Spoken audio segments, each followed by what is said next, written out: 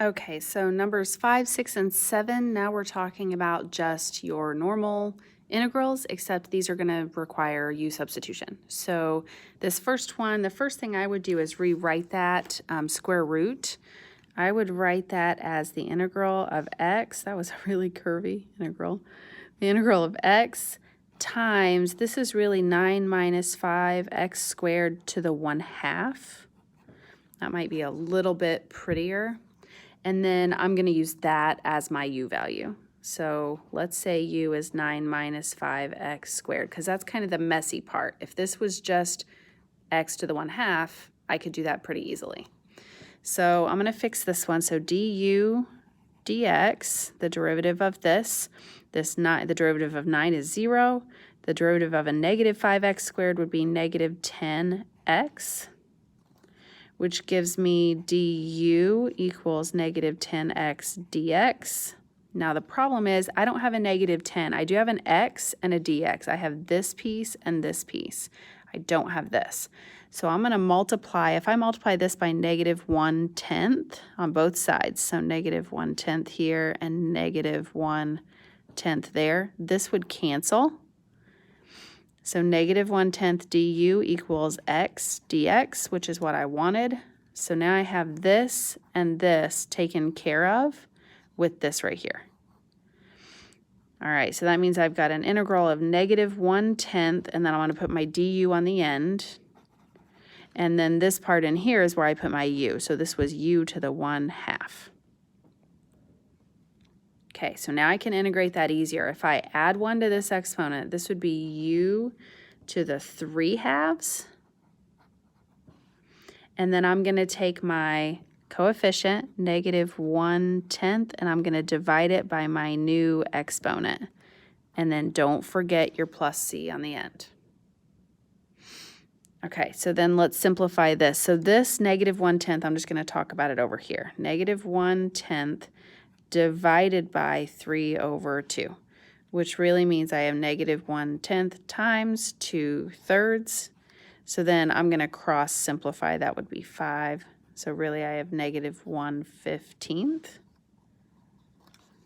So I have negative 1/15 times u to the 3/2. I'm going to go ahead and plug my u value back in. So instead of putting u to the 3/2, I'm going to put 9 minus 5x squared to the 3/2 plus c.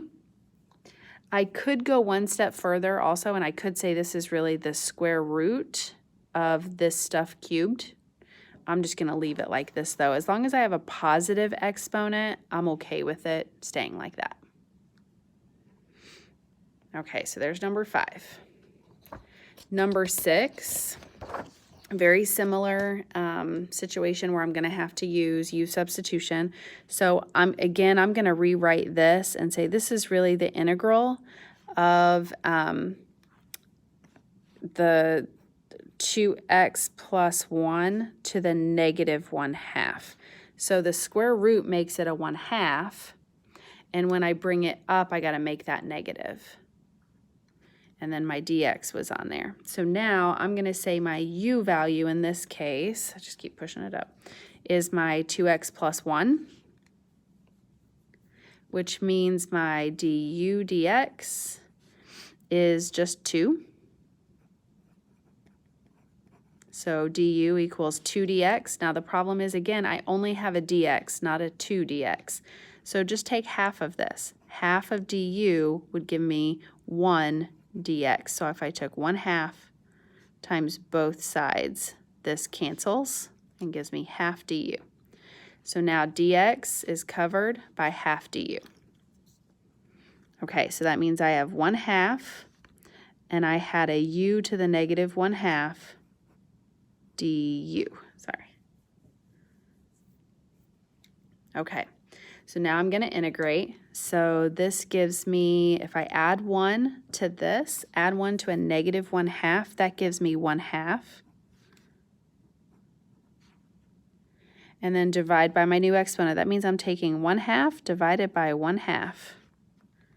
And then plus c. Don't overcomplicate this. 1/2 divided by 1/2 is just 1. So I end up with 1 u to the 1/2 plus c. And then plug in your u value. So this is really, I'm going to make that a square root also. A 1/2 exponent really means I have a square root of, and then my u value was 2x plus 1 plus c. Sorry, I kind of ran out of space on that one. Hopefully you can see all of that clearly. Okay, and then number 7, this one deals with a trig function. The only thing here that bothers me when I go to do like my actual integration, I don't like when that 3 is in here. I like to put it on the outside so I know it's an exponent. So I'm going to rewrite that as sine of 3x all to the 3rd power, and this is an integral, times cosine of 3x dx. So the only part here that's a little funky is this something to the 3rd power. So I would make my u value that sine of 3x. The other thing that I always try to look for is what is the derivative of this one? The derivative of sine is cosine. So I know that when I do this u substitution here, that dx is going to help me out. All right, so du dx equals, I know that the derivative of sine is cosine, so leave that alone. But then I have to take that times the derivative of this inside piece. There is a chain rule there. So times 3. So that means du really equals 3 cosine 3x dx. Let's just get rid of all those parentheses there. Bring that up front. Now, again, the problem is I've got cosine of 3x and dx. So I have this piece and this piece. I don't have this one. So I can take that times 1/3 to get rid of it. So 1/3 du gives me exactly what I need.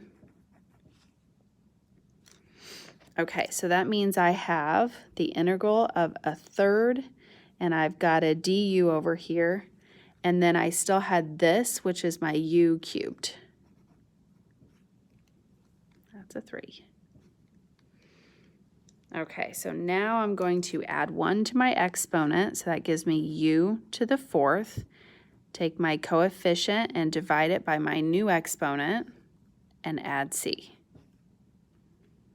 Okay, so that means in this case I've got 1/3 divided by 4. So I always just think about that as I'm dividing by 3 and then I'm dividing by 4. Or you can think about it as 1/3 times this being divided by 4 over 1, so it's times 1 over 4, which is 1/12.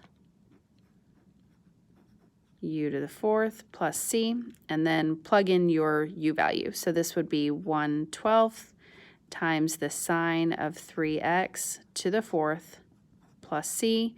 I would probably go one step further and put that exponent back up where it was at the beginning, back in here. Doesn't really matter.